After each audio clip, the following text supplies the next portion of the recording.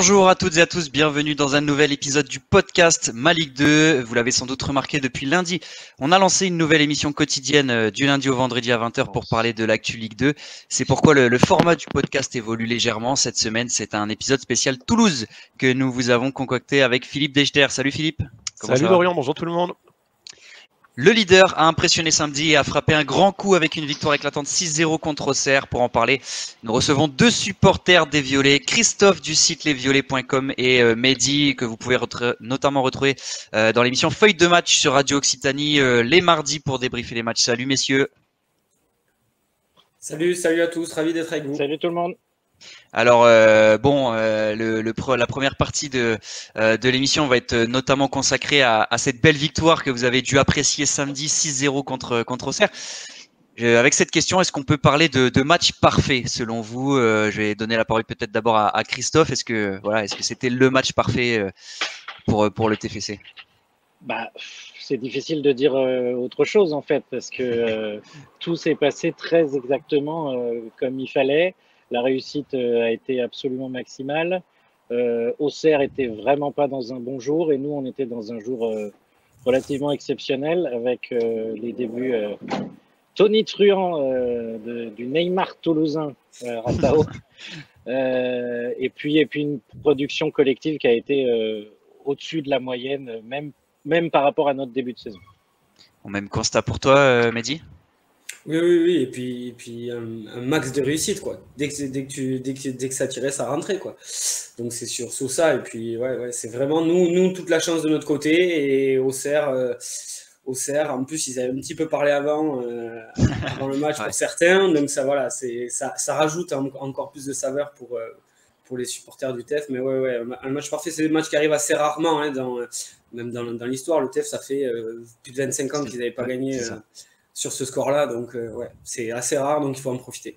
On avait sorti la statistique, c'était 24 ans, je crois, un 7-0 contre Louan-Cuiseaux. Bon, voilà, ça remonte à loin, c'est clair.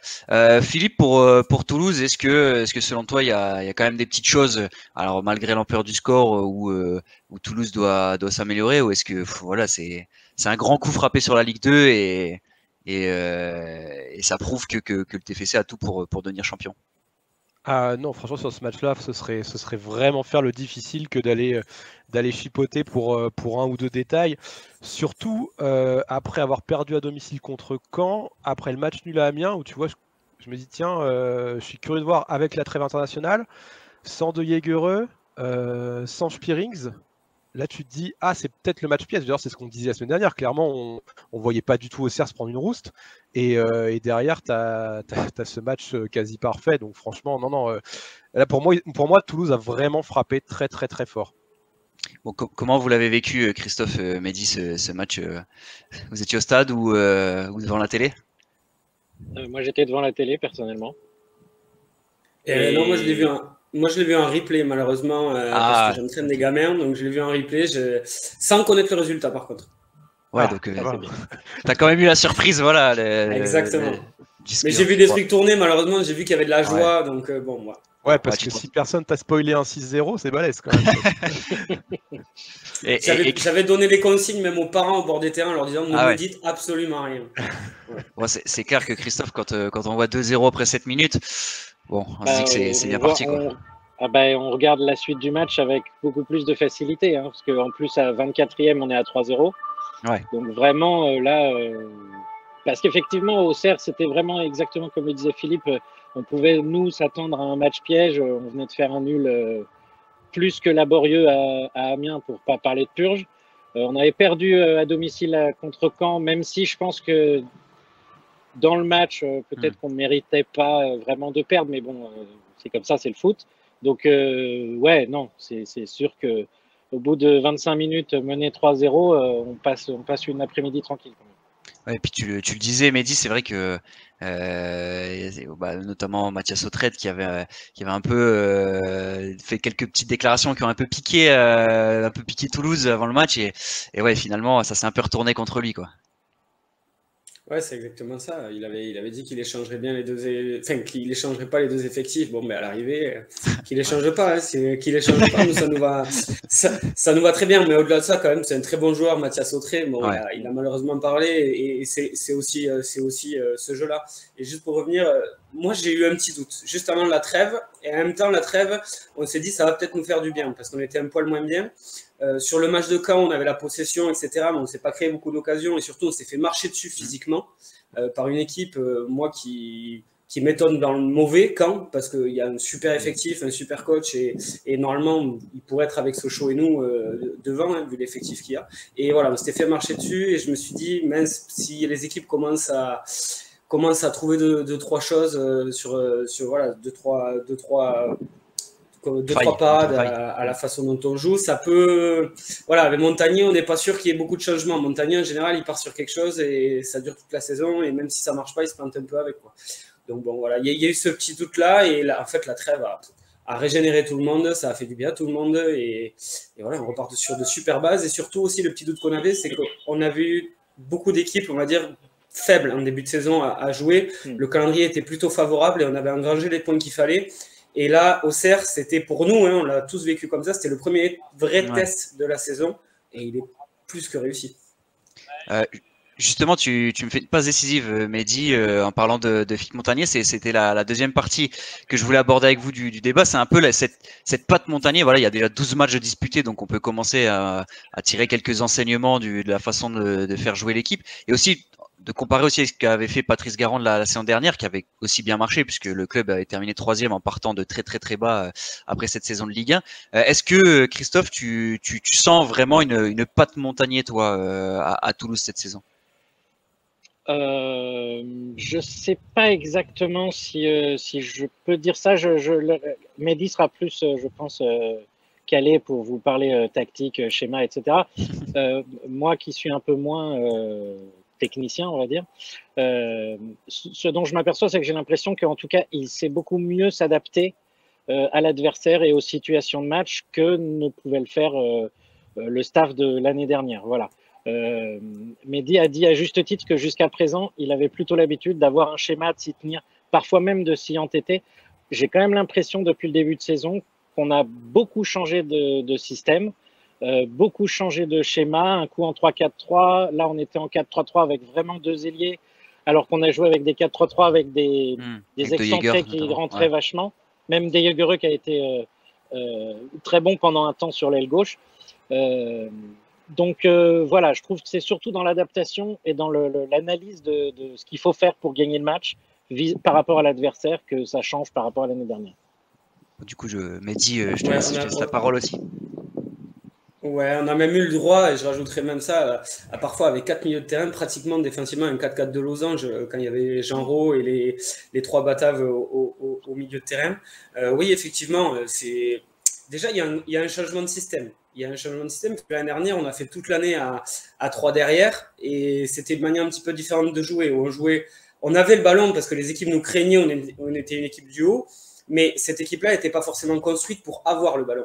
Alors que là, alors maintenant, on est quand même beaucoup plus stabilisé avec ce 4-3-3 là, avec le milieu de terrain qui est hyper technique, avec Van den Boomen, Spirix et De Jagereux, voire Jean Rau, qui est une super bonne surprise. On est fait pour avoir le ballon. Donc, ça ne nous dérange pas d'avoir ce ballon-là et avec les ailiers, par moment, là, de conserver et puis d'accélérer à un moment donné pour se créer des situations de but. Et c'est là qu'est le gros changement, quoi.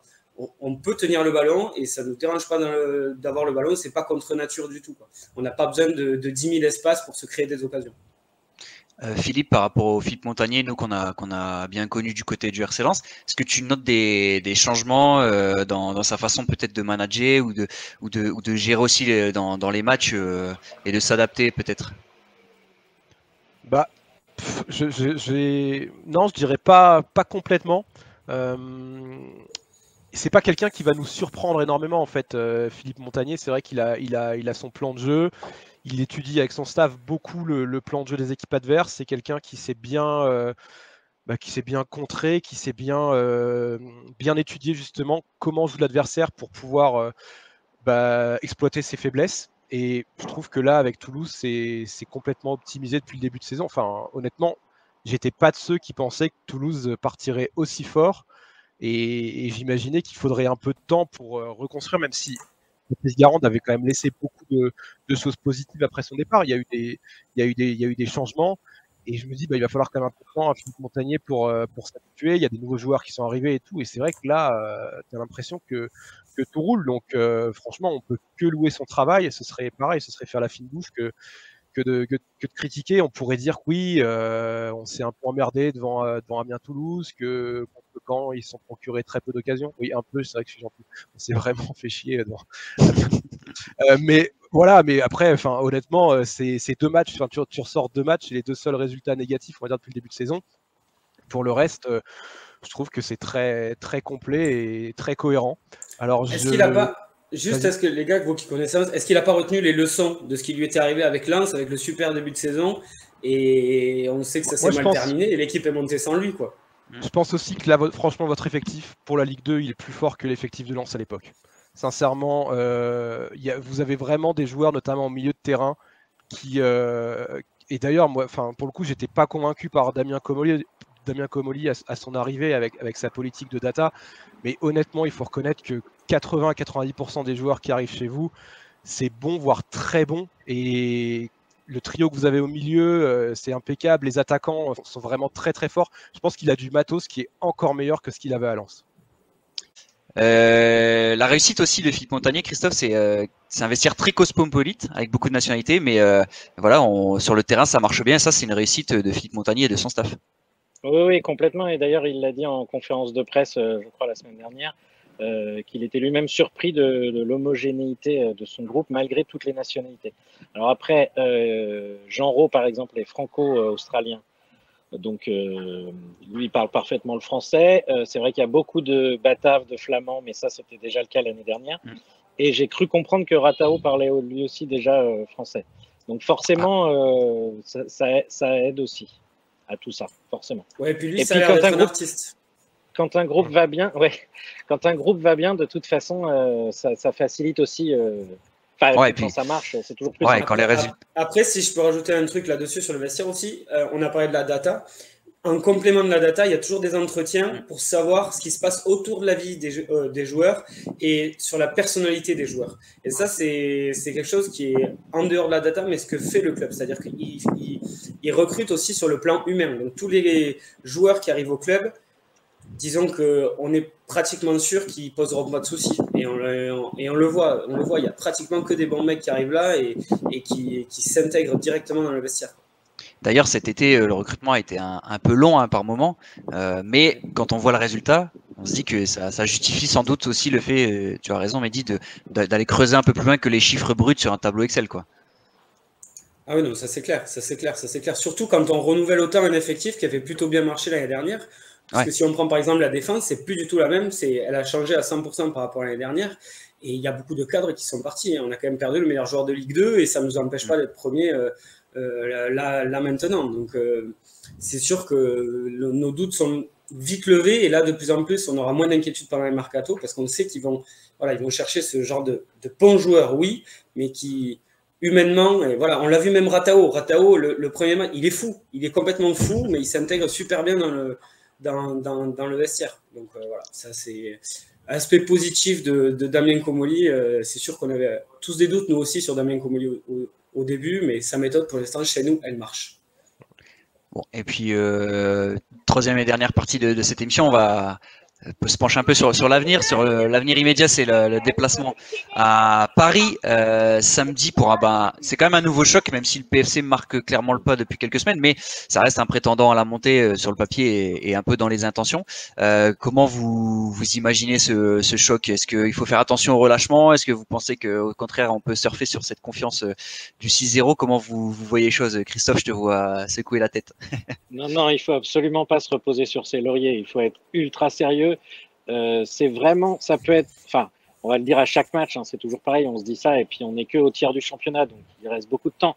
Mais clairement, un bon résultat à Paris là, ça assoirait encore un petit peu plus la place de leader, et ça enverrait un nouveau message à tous les adversaires, on a peur de personne et que personne n'y arrive contre nous, entre guillemets.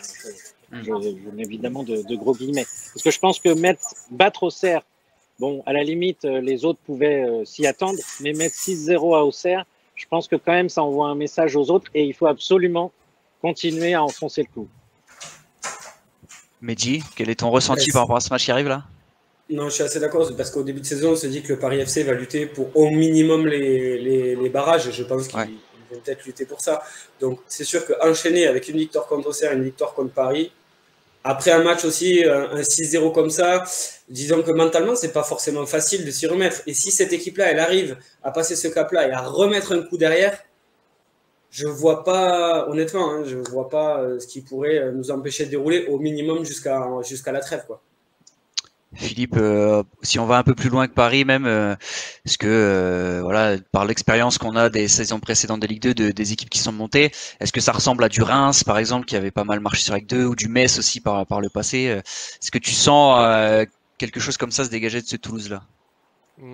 Ouais, je n'irai pas sur des comparaisons. Pour moi, ouais, c'est pas vraiment comparable justement parce qu'il y a beaucoup de nouveautés dans cette équipe de Toulouse. Donc pour moi, je n'irai pas à comparer.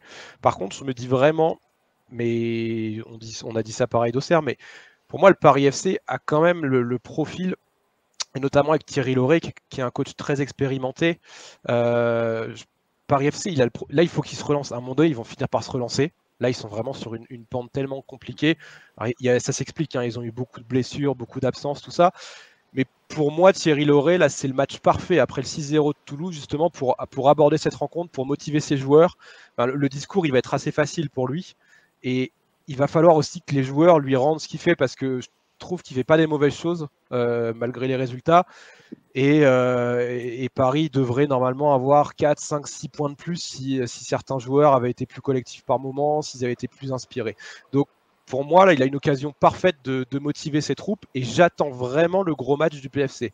Donc sincèrement, si Toulouse s'incline pas, à Paris, ouais, ce sera vraiment un très très gros signe par rapport à l'adversité et normalement ça doit rouler au moins jusqu'à la trêve derrière. Mehdi, c'est quoi quel est le joueur du PFC qui inquiète le plus? Un Gaëtan Laura, par exemple? Bah, oui, ouais, offensivement. Après, moi, je vais vous avouer un truc. Ce club, le Paris FC, c'est un club qui est depuis des années en Ligue 2. Moi, j'ai l'habitude de suivre la Ligue 2. Alors, je sais pas si c'est parce qu'ils renouvellent les joueurs, mais j'ai du mal à, comment dire ça, à connaître les joueurs de cet effectif-là, etc. Je sais pas si c'est parce qu'il y a beaucoup de changements, ça bouge assez souvent. Et effectivement, Gaëtan Laura est un joueur qu'on connaît, attaquant. Ouais, il y a pas mal de jeunes de la région parisienne. Il y a Moustapha Nam aussi au milieu, qui est un joueur qui est pas trop mal, international sénégalais. Voilà. Après, honnêtement, le Paris FC depuis le début de l'année, je sais absolument pas ce que ça vaut. J'ai pas vu un match du Paris FC. Après, en tant que supporter de Toulouse, je sais pas si Christophe c'est pareil. Moi, dans un coin de ma tête, ok, il y a Paris ce week-end, mais il y a un petit Toulouse-Sochaux qui arrive par là vers la mi-novembre. Et moi, je vous avoue que j'y pense déjà. Il va être pas mal. Le 20 novembre, ce sera après la Coupe de France. Ouais. Et tu auras Guingamp qui est très chiant à jouer. Ouais. Guingamp, c'est typiquement l'équipe qui joue un match sur 3 ou 4 et souvent contre les gros. Donc le Toulouse-Guingamp, il est pas gagné non plus. Ils ont fait ça l'an dernier contre nous. L'an dernier contre nous, Guingamp n'a joué que contre les matchs contre nous et ils se sont bougés. Et je crois qu'il y a 2 matchs nuls ou une défaite, un match nul contre Guingamp, un truc comme ça l'année dernière. Tu vois. Parce de mémoire, c'est 2 matchs nuls, mais mémoire seulement. Et Guingamp qui a gagné à Auxerre et qui a gagné à Paris cette saison. Et ils ont gagné que 3 fois, mais dont deux déplacements chez des belles équipes. Donc effectivement, ça valide ta thèse, Philippe, de l'équipe qui se sublime un peu contre les gros. Et forcément, Toulouse a l'étiquette de leader maintenant collée sur le dos et un peu l'équipe à battre. Donc chaque week-end, on le sait que c'est plus compliqué à gérer. Donc effectivement, Toulouse-Sochaux le 20 novembre. Donc ce sera après la parenthèse Coupe de France. Juste pour finir, messieurs, voilà, est-ce que vous êtes plutôt, même si on s'aventure pas trop, mais est-ce que vous êtes plutôt confiant cette saison? L'année passée, ça s'est joué au barrage. Est-ce que vous pensez que cette fois, le TFC peut franchir ce petit palier supplémentaire et accrocher l'une des 2 premières places, selon vous? Selon moi, oui. Mais on le pensait déjà évidemment avant le début de saison. Après, je reste méfiant parce que l'année dernière, fin janvier, après la réception de Clermont, on a 5 points d'avance sur le 3e et ça ne nous a pas empêché de ne pas être dans les 2 premiers. Donc, bon. Ouais, mais il y avait des raisons aussi, Covid. Oui, COVID, bien sûr, mais il y a eu un contexte pas évident quand même. Puis il y avait plus d'adversité peut-être aussi. Je sais pas. Non, justement, le calendrier de fin de saison, l'année dernière, il était quand même. On venait justement de passer tous les gros avec Clermont. Et voilà quoi. Ouais, c'est vrai. Mehdi, plutôt confiant. Oui, alors, il y a l'incertitude, moi je le dis, Montagnier, par rapport à ce qui s'est passé à Lens, on en a parlé juste avant, est-ce que ça va durer jusqu'au bout? Voilà. Après, de notre côté, vu l'effectif et effectivement les joueurs qu'on a, on a Franco Van Den Boomen, là, depuis le début de l'année, c'est le meilleur joueur de Ligue 2. Ah, là, il est bien parti pour être MVP de la saison, s'il continue là, franchement. Voilà, Dessler est le meilleur latéral, Dupé, il est pratiquement le meilleur gardien, Illy, il fait partie des meilleurs buteurs. Donc voilà, pour s'appuyer ça, moi je suis hyper confiant là-dessus, et je pense qu'aussi on va profiter de quelque chose, c'est que il me semble, moi de ce que j'ai vu, que la Ligue 2 est un peu moins forte que la saison dernière avec Clermont et Troyes, ou en tout cas dans le haut du tableau. Il me semble que c'est un peu moins bon. Donc on pourra profiter de ça. Après, est-ce que c'est la bonne année pour monter? Je sais pas, parce que l'année d'après, il y aura 4 descentes en Ligue 1. Donc ça va être un peu à double tranchant, mais bon, il faut monter si on peut. Mais en même temps, l'année prochaine, tu n'as que 2 montées de Ligue 1 du coup. Oui, aussi. T'as plus le barrage, t'as plus les playoffs, t'as plus le barrage, donc ça réduit aussi un tout petit peu les chances. Donc vaut mieux peut-être monter quand même cette année. Hein. Je pense que les supporters seraient pas contre, forcément. Ouais. Bon, on va suivre ça tout au long de la saison. Évidemment, Toulouse, le leader qui a impressionné samedi, et on va voir à Paris en ouverture de cette 13e journée, un match à 15h au Stade Charletti, Paris-Toulouse, pour une belle affiche. Je tiens à vous remercier, Christophe, Mehdi, merci beaucoup d'avoir participé à ce podcast. Christophe, donc le site lesviolets.com, et Mehdi sur l'émission Feuille de match. Voilà, les débriefs des matchs du TFC, les présentations des matchs à venir également le mardi soir sur Radio Occitanie en direct. Philippe, merci beaucoup. Toi, on te retrouve dans l'émission quotidienne, dans les podcasts, dans les paris, voilà, sur le site, un peu partout. Un peu partout, comme d'habitude. N'oubliez pas que l'application mobile Ma Ligue 2 est gratuite et vous pouvez la télécharger sur tous les stores pour retrouver toute l'actu de la Ligue 2. Et puis, on se retrouve la semaine prochaine pour un nouveau podcast. Merci beaucoup à tous. Ciao, ciao. Salut les gars. Ciao.